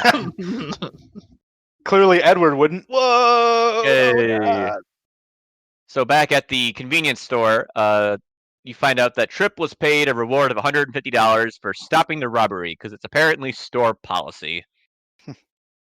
I wonder if that's implying that Tripp had a discussion with her. Just like, hey, I just want to get to this fucking Kiss concert and I need some money. And she was like, oh, well, I can just say we have a fucking store policy. I don't know. I think you're giving this guy way too much credit for being that smart. He's just Yeah, like, I don't maybe. want to get beaten up by a Hulk. Yeah. So speaking of, Chongo just fucking solar plexus punched Tripp and he went soaring into the alley wall. It was like he was Falcon punched without the flame effect. Yes. This scene was so completely just absurd that I did laugh. So Tripp pulls out a Stretch Armstrong to be like, hey, at least I still got you or whatever. And then the fucking kids run out of nowhere and steal it back. And then throw a ho-ho in his face. being shit on by everyone in this movie. So Jam has decided to actively go back and fuck with his mom's thing. Like, he didn't just leave her alone. Yeah. Well, he also wants his drumsticks back because he apparently only has 2, which is unlike anyone who's ever played drums. Mm-hmm. Just popping out of their ass. I've got like 5 sets within reaching distance of where I'm sitting right now.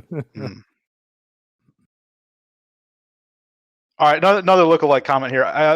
And I actually did legitimately confuse these actors for a while. So what is it? Sam Huntington right now? Is that his name? Mhm. We're looking at. He to me looks a lot like Paul Dano. In the face. Paul Dano. I don't know how the Where would we know him from? Oh man, have you guys? Has anyone seen Prisoners with Hugh Jackman and Jake Gyllenhaal? That's a Denny Villeneuve film, right? Yeah, it's excellent. Real Heard of dark, it, but but I it's have not seen it. excellent movie. Yeah, I mean Paul Dano's in a lot of stuff. Fuck, he's in some other shit. The Kayla's been Preacher watching and on There Netflix. Will Be Blood. Oh yes. Right. Thank you, Steve. I think his first big movie was Little Miss Sunshine. I think he was in as well. Is he the colorblind kid from Little Miss Sunshine? I'm checking right now to make sure I'm not an idiot. He plays Dwayne. Yep. Ooh, he said a swear to his mom. That's how you know he's serious. Yeah. Everyone remembers the first time they dropped the F-bomb in front of their mother. Yeah. So his mom has broken one of his drumsticks as she retrieves them from the trash. She has conceded, though. She's like, "My boy's all grown up." Yeah, her hair is perfect. I don't understand how he could yell at her. I know, right? I feel like it'd be difficult to pretend to be mad at Lin Shaye. She's just too good. Yep. Yeah, it is kind of weird this movie didn't just pull a full-on fucking Iron Man 2 where every goddamn song is from the same artist the whole fucking time. You'll have to remind me who was all in Iron Man 2 because I saw that movie once and that was enough. That's all AC/DC. Oh. Which was just a weird, dumb fucking decision. And again, it's not like there's not enough Kiss music to fill this up. You know what I mean? Right. Yeah. Even at this point, like if you're just using like 1978 as the cutoff, that's like that's 6, a lot of 7 albums. Yeah. So the gang is reunited at the corner, looking despondent. Reconvening at their collective failures. Mm-hmm. Now there was or is a deleted scene from this where some like young kid is being like yelled at by his mom, and he has an envelope of 4 tickets, and they go to pick it up, and then fucking Elvis, the truancy officer, appears and just like eats the tickets in front of them as a way to like just punish them. Oh. But cut from the movie. I suppose that's perhaps even a bridge too far for this film, and I say that after 2 little kids just appeared out of thin air in a fucking alley to steal a Stretch Armstrong. So who knows? Well, I mean, we've already seen so much failure with character growth happening, so it's just kind of like unnecessary at this point. It was a really brief shot a moment ago, but it was all 4 of the guys after they had just reconvened. I like the way it was framed with the Kiss sign in the background. It filled out nicely. It was a very short shot, but I thought it was well set up. And now the guys have decided that they're just gonna beat the shit out of each other and convince the guards that they were mugged and their tickets were stolen. They're just really... honestly, I think that's a good way to kind of tie this up, because you got to think like all the frustration and desperation and everything they've been through. You might as well just beat the shit out of each other. Just have a little bit of a pressure release valve going off there. I mean, well, two of them did get laid, so yeah. So our gang's trying to convince the dudes to let them in. And the guy's just like, "You expect me to fucking believe that?" It's like, look at us. Jam spits out fucking blood. And then Trip for the fucking win. Yeah. He spits out a lot of blood. Yeah, Chungo. Yeah. Spots Chungo and be like, that's the guy who mugged me. Yeah, so earlier Chongo and company did steal Trip's wallet. He's like, yeah, man, they even got my fucking wallet. Yeah. All comes together. Mm-hmm. So I'm gonna play the Ryan put 2 people in the fly machine game. So the security guard right there, the scrawny looking one, Harland Williams, and a meth pipe into the fly machine. Yep.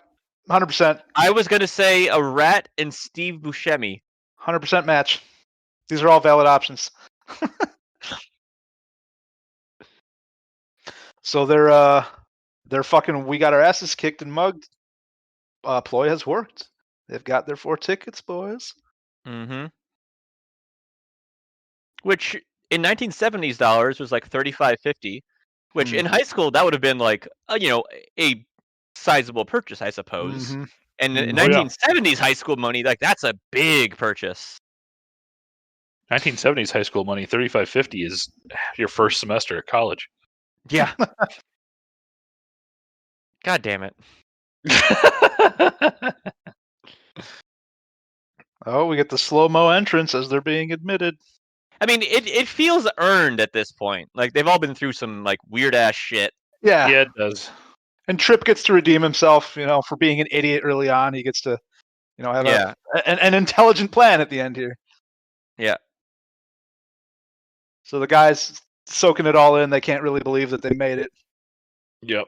It's a nice transition from like the guys running bright white, fade into the crowd, and now pretty much a music video for Detroit Rock City. It's weird. I don't know their music well enough to know if they're just playing the music from the album, but they sound like shit here. They sound like that's just shit. the album. Okay, Yeah. fair enough. Especially the fucking vocals. Good Christ. Mhm. Yeah.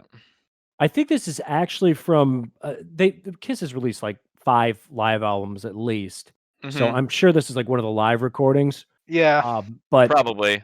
they definitely tried to recreate the look and the feel of the late 1970s stage show. So Mhm. I mean, this is pretty much what you would have seen if you went to this show back then. Sure. Yeah. The first live album, actually, part of it was recorded at Cobo. There you go. So maybe it's from that. Yeah. So here we have a lot of the classic, I guess, Kiss stage acts. Of Yeah, a lot of the the pyrotechnics. Yep, spitting the fire, spitting fire, the blood. I like how they get all the Kiss gimmicks out here. So yeah, smoking guitar, spitting fire, just all The this tongue different waggle. stuff. But it's kind of positioned like it all happens just in this one song. So Yeah. it's just Right. blowing the full Kiss load here. Yeah. Oh, This is love such the a tongue weird cam. shot. Yeah. From inside Gene Simmons' mouth, looking out into the crowd with a waggly tongue. Just sitting around the table being like, I'm sorry, you want us to build a what? Yeah, just Yeah. absurd practical effects request. Yeah. Oh, And of course- I am certain that he demanded it.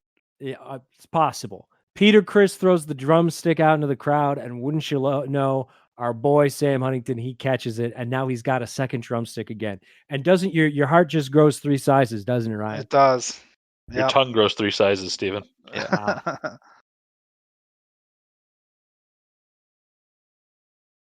Oh God, just kill me. Make it stop. The reality is though is that Kiss has not this is the first time Kiss is actually like part of the movie. Mhm. Yeah, this isn't And it's Kiss way Save- too much. This isn't Kiss Save Santa. I mean, I'd watch that. So were you expecting more Kiss then, James? Yes, I for a movie that was like a Kiss movie, I thought there'd be a lot more Kiss. Right. All right. So All right. you wanted a lot more of the thing you don't like, right? No, I don't want more of it. I just thought But you there would be expected more. more of it, yes. Yes. Same. That's how I would phrase it as well. All right. Oh, All right. Good Christ. So let's move into View Again, Brew Again. Would we watch this movie again? Would we drink these beers again? James, let's start with you. So Brew Again. If someone gave me this beer, I'd drink it, but I'm not going to actively seek it out. There's just not enough to it. It tastes like a pretty basic IPA. And I'll just leave it at that. That's fine. All right. View Again, no. But not that like I don't actively hate this movie. I think at times it's boring, which is our cardinal sin of movies on the podcast that don't make boring movies. Like I said, I did not. Watching the movie this first time was a trip because I had no idea when this was made. Because I was like, "There's like Heyo. this has to be from like the late '80s at most." When I expected to come on, I was like, "Hold on, this is a New Line Cinema movie? That doesn't make any sense." Like my brain was like, "Oh, they must have like re-released it." Because if you were to ask me at any time, like, when do you think a movie about Kiss, which is what I thought it was about, would have been made? I would have been like, well, like when Kiss was a thing, not 20 years later.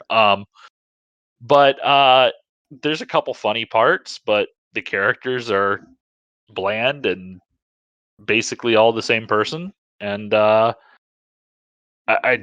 it's here. It's fine. It's a movie. But no, I have no desire to ever watch this again for sure. All right, Steve, up you next. Well, as far as my beer goes, I don't know, man. I don't know if I'm gonna brew again. It's fine. I got to ask myself a question with any pilsner or lager that I drink, and that question is: would I rather drink Schlitz? And the answer here is yeah, probably. It's fine. Like I don't. It doesn't taste like gummy bears. It's pretty good. Like it's not offensive, but it's a premium 6-pack of a micro brew. So would I pay $8.99 for a 6 or a Schlitz? Absolutely not. So yeah, sorry. Still a good beer though. Appreciate you guys making the gummy bear beer. View again? No, probably not, but pretty much for the same reasons that James said. I don't have a lot of problems with this movie. Like if I was flipping through the channels and we were on the precipice of like the barf scene or the fart scene where all the the bathroom stalls fall on, I would leave it on for about 5 minutes and I would immediately change it. I don't think it's a bad movie. I don't think it deserves to be maligned by critics or deserve to be. I also don't think it deserves any sort of cult status. So yeah, it's a big nothing, man. That's all it is. All right, all right. I will go next. With the beers, yes for both on the Gadget from Urban Artifact and the Vape Tricks from Prairie. They're not ones I'm actually going to seek out though. I mean, they were fine, but I'm not going to rush out to the store and buy more of them. I mean, they're out of state sours, so they're only sold in 4-packs, and they're like between like $10 and $12 each. So I can get more beer that's just as good for cheaper. But it was kind of nice just to try something different. Because apparently the Michigan market's kind of hard to get into because we have so much just good local stuff. As far as the movie goes, yes, I do find this movie entertaining.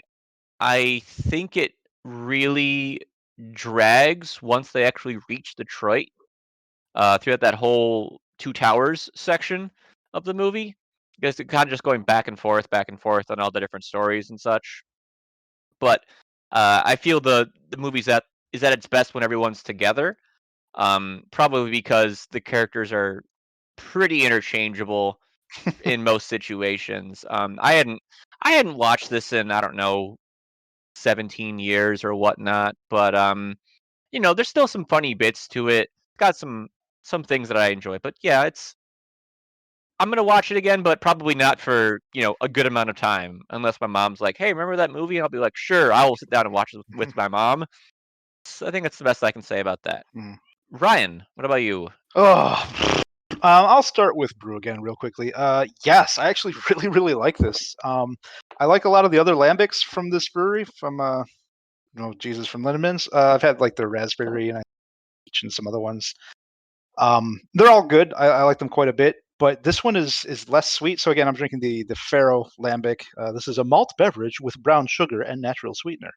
But this is really, really good. I do like that kind of acidic, just good fermented character it's got going on in here. It's not too sweet, which was good. I thought this was really, really, really nice, actually. I don't know that it was worth $7 for a bottle and opening 3 different fucking barriers to get to it. But yeah, this is really good. I like this. I don't know that I am gonna go find this and just buy some for myself again, but I don't know. We'll see. Good though. Good though. Recommended. Recommended for at least a try. I've recently had that on draft at 8 Degrees Plato, and I found it to be much sweeter than I remembered. I don't know if it's maybe just the difference of it being bottled versus having it, I guess, fresh. But Sure. it's definitely a beer worth trying out. Like you hit the nail on the hammer. Hit the hammer on the head, or nail on the head there with the hammer. So Some various maybe bad combination of Hit tools. yourself in the head with a hammer. Yeah.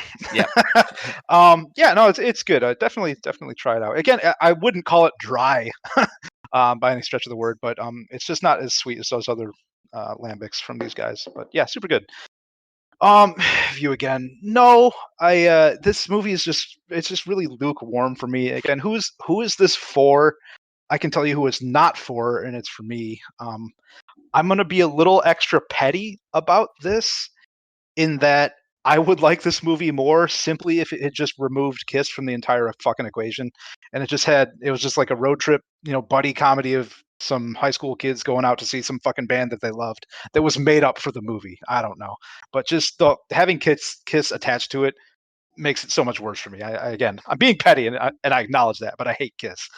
Um, but yeah, I mean, it's fine. It does have some moments I did definitely laugh at, and there are a couple of good character instances, but it's just not for me. Yeah, this is. I can't wait to forget this movie. It's got nothing for me.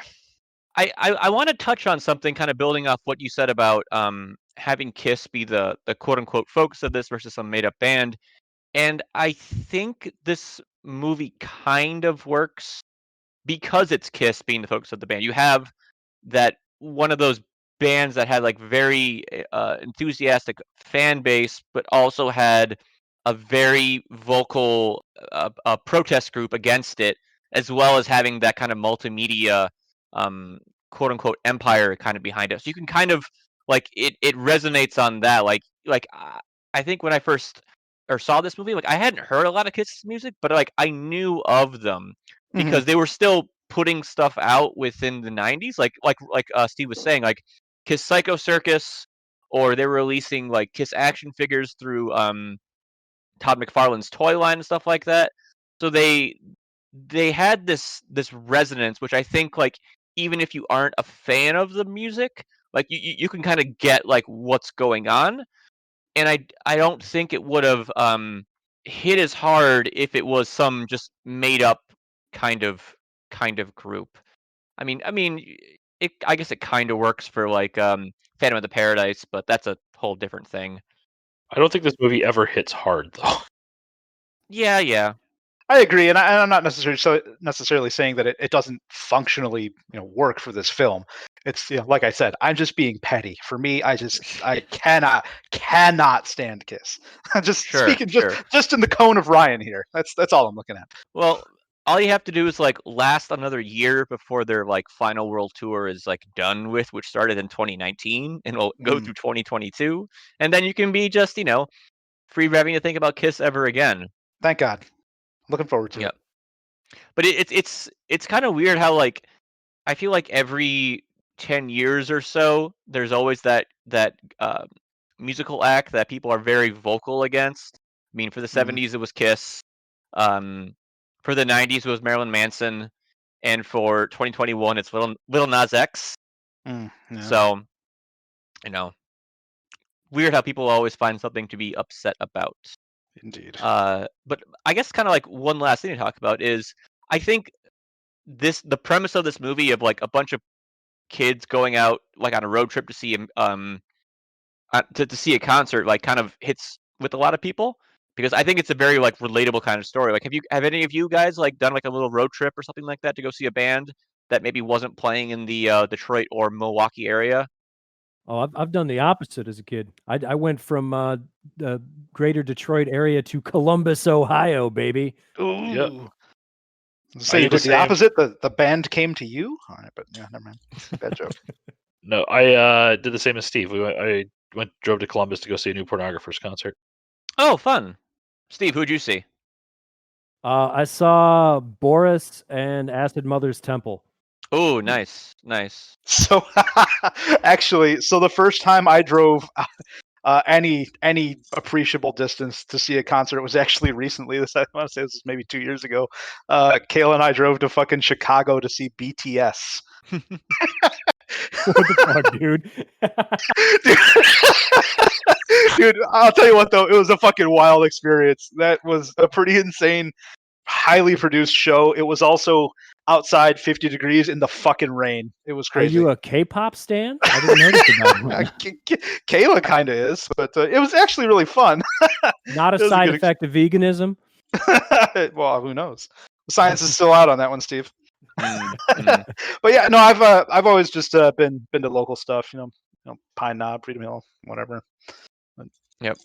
I have not. Well, I guess I kind of have. I went to Toronto to see Nick Cave and the Bad Seeds back in like 2018, but that was more of just like also a weekend trip to Toronto, which is always a good time. But next March, I'm going to Chicago to see Godspeed Black Emperor with some friends of ours from Network Radio, because they're not playing Detroit on that tour, but they're doing a double night in Chicago, which always kind of makes me upset. It's just like you couldn't just take a little jaunt and stop over on your way to Toronto. You got to just skip Detroit entirely. But I If digress. I had a choice of spending 2 nights in Chicago and then one in Toronto, or 1 night in Chicago, 1 night in Detroit, and 1 night in Toronto, you wouldn't like my answer back. Yeah, I understand. Also, you guys cannot complain because Detroit is still like a city that gets most major tours, whereas Milwaukee bands are like, okay, well, we're going to play 2 nights in Chicago. We're going to drive directly through Milwaukee, and then we're going to play 2 nights in Minneapolis. Fuck. Yeah. Okay, I, okay. Actually, I flew to Philadelphia to go see Churches. Oh, that's fun. Well, while we're on this little thought train, what was everyone's? And I'm gonna get heat for this. What was everyone's first concert? Oh, okay. You guys want to know my first concert? Sure. You brought it up. I'm pretty sure it was at the Palace. My first concert was Creed. Okay. Ooh. Was it Creed or what? Was it Creed or was it the Rat and Foghorn concert that we saw our student teacher at? That we saw Mrs. Benson from high school. Yeah, No, that was with you, Marty. Steve. It was with Steve and Marty. Yeah. Oh, yeah. Free tickets, man. Rat and Warrant. That was awesome. That was also because we ruined her fucking night. Yep. She sucked. She's Good. my Yeah, it's patron. nice when you Oops. can boo your past teacher and then also a band that you don't like. So works both ways. I've seen Foghat, yeah. When you go see the Blue Man Group, like they always make like a big deal, like if someone shows up late to the performance, they had like the ushers wait until it's like a break between the songs or whatever, and they always make it look like they're gonna like dump paint on the person who like just came in or whatnot. 58 graders just like coming in like late to this performance or whatnot, so a sizable part of the theater, but very good live show, and definitely I have a couple of their CDs. It's just fun music to listen to. They're blues, man, huh? I guess my first concert was a little band called Lagwagon opening up for another band called The Vandals. So this was circa 7th grade. And I'm sure it was great. Made my little 13-year-old heart skip a beat. But yeah, at St. Andrews Hall in Detroit, no less. Good times, good times. With the way things are right now, I'm starting to see concert announcements popping up for stuff in the fall, and it's got me super excited because I love me some live music. Yep. Finally got to go see Rage. That'll be good. James. I honestly have no clue. Like, I have no idea. Best guess. I didn't go to a lot of concerts. I don't know. The first one I remember is that Foghat concert. Oh, there you That go. counts. To be honest That's with you. fucking amazing. That's your first concert was Foghat, Mountain, Rat, Warrant. and Warrant. Mhm. And when we ran into our fucking biology teacher in a leather jacket and sprayed on jeans with huge hair, and she was smoking pot. Yeah, Where was this? Pine Oh, Knob. okay. Pine Knob. Yeah, Pine Knob or Freedom Yep. Hill or one of those outdoor venues. It's the one that's close. It's the one that's on. Oh, the 16 one close Mile, to my whichever house, one it is. Yeah, yeah. I think part of that is like, so my mom and dad love like cock rock. Sure. And so like they listened to that, but they didn't really ever want to take me to that because of like the clientele that go to those concerts. Mm-hmm. Um, Biology teachers. yeah, exactly. Well, and the other thing too to remember is that like I mean, until I was 10, basically, I lived in Hawaii, and you talk about people skipping concerts. Like no one flew out to there in the 90s. So it wasn't like I had there was like concerts really for me to go to. So was that after Brutta Is? Was he doing stuff out there? Yeah, they didn't listen to that kind of stuff though. Like I mean, Yeah. my mom, would run the tape out on Motley Crue cassettes. So that's really where that was. So But you know who probably was going to Hawaii? Fucking Kiss probably was. That's no, right. not in the 90s. All right, fair enough. All right, well, I think that about wraps up another episode of Good Brews, Bad Views. Steve, as always, thank you for taking time out of your evening to come and watch this movie with us. Where can the people find No you problem. online? Well, thanks for asking, Max. If you want to tweet at your boy, you can hit me up at Steve Cuff on Twitter.com. That's at Steve Cuff. And yeah, I don't know. I'm everywhere. Where am I not? You can find me on Letterboxd too if you want to read my like one-line reviews of stupid movies. But more importantly, what you should do is check out the podcast that I'm on. It's called Optimism Vaccine. If you like just weird shit, if you like bad movies, if you like good movies, if you like dick jokes and crockpot recipes, we've got all of that. So Optimism Vaccine, you can find that iTunes, Spotify, wherever the fuck you listen to things. Good stuff. Become a patron. Do it. Throw money if at you people. become a patron, I will literally mail you a movie from my movie collection, which could be bad or good depending on what you get. Cool. Oh, I almost forgot. So, Steve, I was watching Get Even, aka Road to Revenge, aka Champagne and Bullets, AKA the best movie ever. with some friends online recently, and I was telling them the story about how when you were moving, you lost your copy and then had to call John DeHart to get a copy, and That's accidentally correct. That is ended up correct. actually talking to John DeHart, and we were like Googling around, and apparently during the pandemic or sometime recently, the domain registration for John DeHart's website has expired. So it is a broken link currently. So what better time than now than for Optimism Vaccine to buy John DeHart's website and have it redirect to Optimism Vaccine? I mean, that's not a bad idea. I'm gonna have to run that by the boys, or like maybe like ransom it out to John DeHart to demand that he does like an actual legitimate release of Get Even instead of the janky ass burned DVDs he's been peddling for years. I'm guessing though. I mean, he's an older dude. I mean, clearly he was in his 40s when he made Get Even, and that was like 1988 or something. So, he's probably retired at this point. I just hope he's alive. John DeHart, if you're not dead from COVID, man, hit your boy up. You probably still got my digits, so I would love to talk to you again. Release the DeHart cut. Well, that's just the movie. every cut is a DeHart cut. They're just which version of the DeHart cut. He still has like an active Facebook page that posts things that you would expect John DeHart to post on Facebook. And it still has like the website's listed there, but maybe just in the craziness of 2020, just didn't pay that $13 to John's stimulus check didn't show up to re-register that domain. So jump on it, Optimism Vaccine or someone else. This is good. This is how we're putting your Patreon money to use. So you give me money, I mail you a randomly selected movie, and then we buy John DeHart's website domain. It's all coming together. And hold it ransom. Was Ryan's movie randomly selected, Steve, or did you curate his movie? Oh, everything is randomly selected. But it's all creme de la creme good shit. Don't worry. Only the finest of discs within Steve's library. You send a guy some top shelf Detroit whiskey, and this is how he treats you. That's creme de la creme with K's. Yeah, right. Oh man. Well, enjoy your accelerated dementia, Steve. Thanks for being on the podcast. Thank you for contributing to my cognitive demise. I really appreciate you guys. All right. As far as Good Brews, Bad Views go, you can find us in wherever social media posts are found on the Facebook, Twitter, and the Instagram at GBBV Podcast, or just search Good Brews, Bad Views, and we'll pop up. Just look for the film camera and with the bottle cap logo. We're available wherever podcasts are streamed.